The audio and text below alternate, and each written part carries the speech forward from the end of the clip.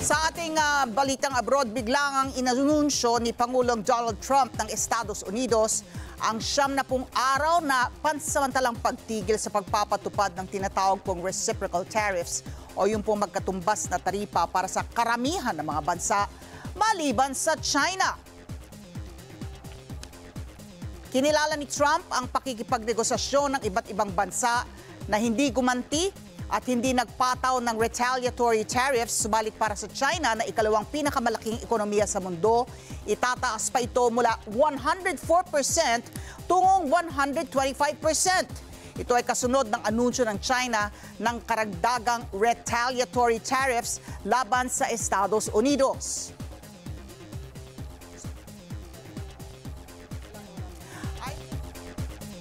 At Besant, layon ng nasabing pause o pansamantalang pagtigil ang mabigyan ng panahon ang mga trade partners ng US na makipagnegosasyon at hindi raw ito bunga ng pressure mula sa merkado.